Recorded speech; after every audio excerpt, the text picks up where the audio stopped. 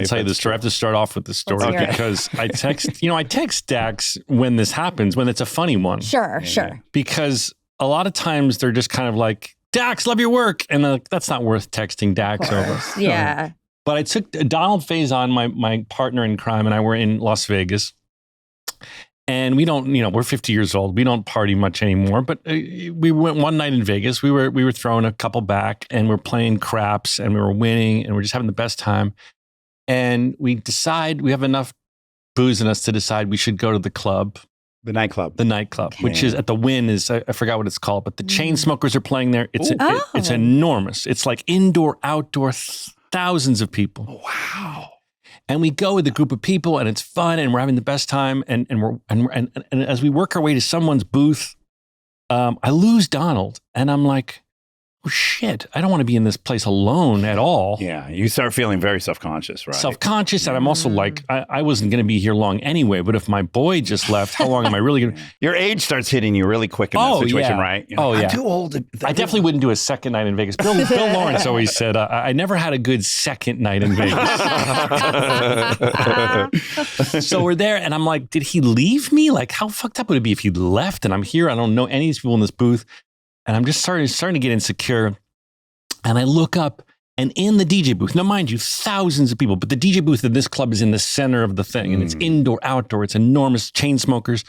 And I squint, and I see Donald in the DJ booth. Absolutely. Just full The on. fact that wasn't your first, like, where to look first is kind of shocks me with how long you guys have been friends. I love him, but he I don't know if you call it Irish exit or French goodbye or whatever you call it. I had a feeling like maybe he did that. Okay. I know him very peripherally. My first thought would be, I bet Donald's in the DJ booth if I can't find him. Back in the day, he was the guy at the club. Okay. But now he is like, never leaves the house. Okay.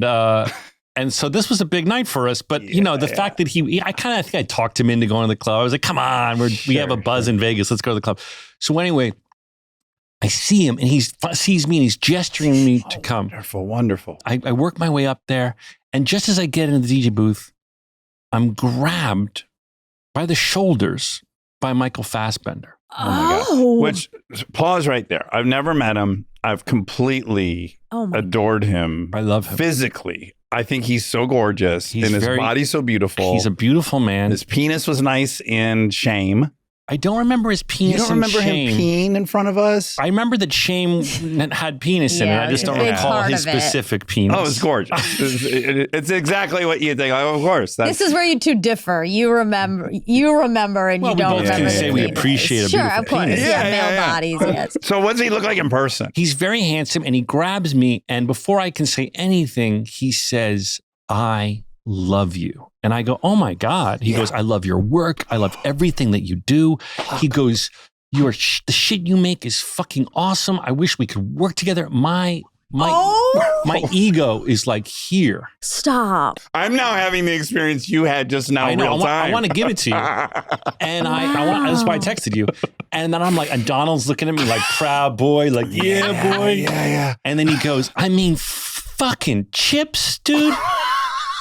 Stop. And I was like, I just felt my heart sink because now not only is it about Dax, but I don't know how to get out of this encounter. Exactly. It's what so do you cringe. do? I have a pitch real quick. Fuck. It is also incredibly likely he has conflated you and I into one person. He also loves Garden States and Scrubs, and he just happened to land on Chips as most recent. I mean, truly. Maybe. I don't know. He might think we're the same person. I never got that far. What happened was... I think he'd had a few too, in fairness. Sure. Well, everyone's at a nightclub in Vegas. Yeah, it's in the middle. It's in the middle of the night in Vegas, and he's lovely, and I love him still. I love you still. But I'm sure he watches your podcast. He's your biggest fan in the world. Oh, so anyway, well, he goes Fassbender. My goodness, I'm flattered. So listen, he goes. So he goes Chips, and then Donald, being like my wife wingman, is like, no, man, this is Zach Braff. No. No, that's okay. And I would have just walked away. I would have been like, oh, thank you. Chips is the best. But he was like, yo, and his face dropped, as embarrassing as it was. Oh. And then he just starts to kind of back away like, oh, man, you guys had the best night. And Donald goes, no. You come back here like a proud wife. Yeah. This is Zach Braff. Oh, Do you not know? You've never seen Garden State? Parenthood. But Donald starts listing my credits. Like, you've never seen, like, a good person and you've never seen The Last Kiss and going Scrubs and all these things. Full IMDb resume. And he's just nodding and nodding. And then I'm like, Donald, let's set him free, please. And he backed away, and that was it. But I didn't even make it out of the club. I was so embarrassed. I kind of just had a moment, and I texted Dax. So I was like, it is important for you to know how much Michael Fassbender loves chips. Wow. That's such a good story. Oh my God. But it's the worst though when it like your heart. I mean, yes, because we both would love his approval. Of course. Oh my God, yes. It's one thing when it's someone on the street. Of course, we look alike. I go, oh, thank you. No, that's Dax Shepard. I'm Zach Braff. And that happens all the time. In New York, I'm walking around. But this was like an actor. I really would love to want to work with me. Absolutely. Like I'm rattled right now because I don't know any of those details. But why don't you make a Chip sequel with Michael Fassbender? Bang it to the curb. Still a Michael, but a Fassbender. Yeah. Oh my God.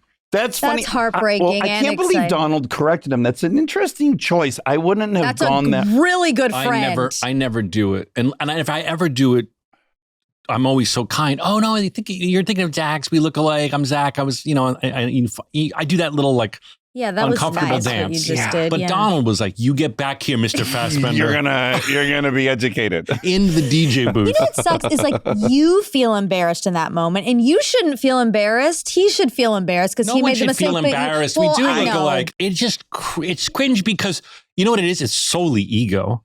Yeah. This man I love, your ego is, I wanted this person to like me, and they don't know who I am. Yeah. For me, the embarrassment would have been, I'm not embarrassed I get mistaken for you. I'm flattered by it. Yeah, you're handsome as hell. Yeah, you're incredibly cute and you're talented and you've had a great career. Like there's nothing, I'm not like, don't confuse me with him. I once got into an Uber with I had a girlfriend at the time, and we got into an Uber, and the guy, he assumed that she was Kristen, I assume. Because he was like, hey, I love both of you guys. And love your pod. Was it Florence? I don't think it was Florence because my brain would have been like, oh, if he loves both of us, this person wasn't a famous person. Okay. So I remember when he said, I love both your stuff and I love, the Carvana commercials. I knew that it wasn't about this particular gal. I love your Carvana commercials. Now here's where, and you're like, no, T-Mobile.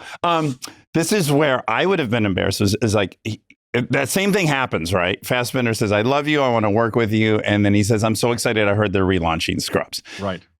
What would happen for me is I would have been ashamed that I got excited and it wasn't for me. And that's what it would be. That's what I feel. If I'm being fully honest. Yeah, right. I would have been like, oh, I feel so good. Now I don't. And I can metacognition my way into knowing that I shouldn't have any of those emotions. I would like to get over it because it's so silly. No, but it is. I had this at the Netflix party after the Golden Globes. Did you get mistaken for somebody? Well, sort of. Okay, I don't know if I should say who it is because she's so nice, but Claire Danes,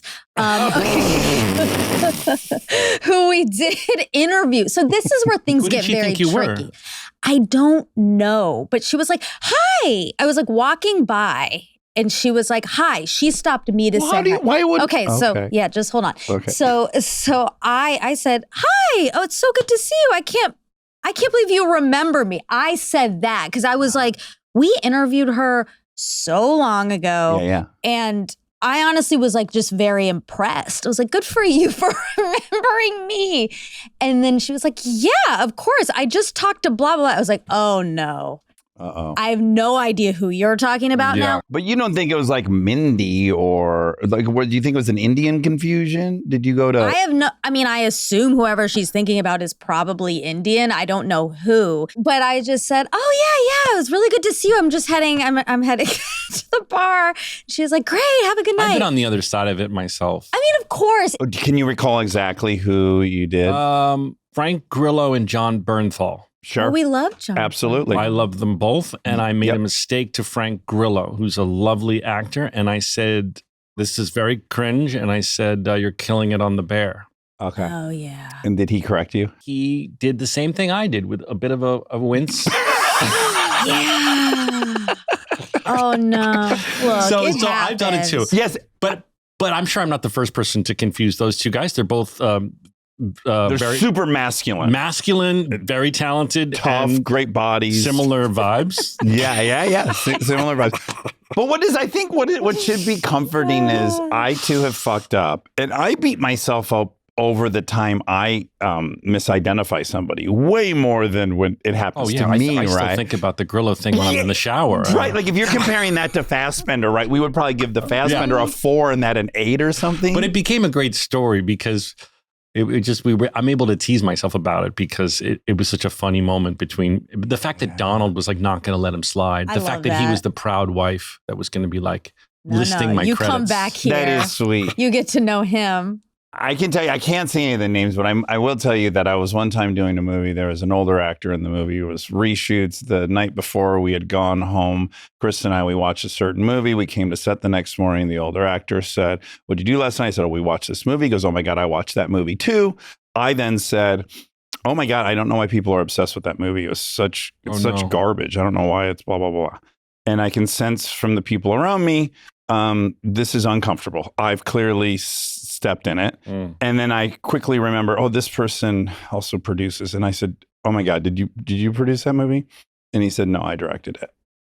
And why would he say to you, I watched that movie? There was a little bit of a trap, but let's leave it. Right. I'll just own my stuff. I tried to make it better. I buried myself worse. And then at the end, I just said, "For what it's worth, you'll probably forget about this in a couple of weeks, and I'll be thinking about this for the rest of my life." And it is so true. Yeah. I'll just randomly be lying in bed and be like, "I cannot believe I said that directly to someone's face." And it just proves the lesson I hadn't learned yet, which is like, I don't need to ever say shit about bad stuff about anything. Like, I can just tell you the things I loved. You don't need to hear what I hate. I don't do that anymore either. Yeah.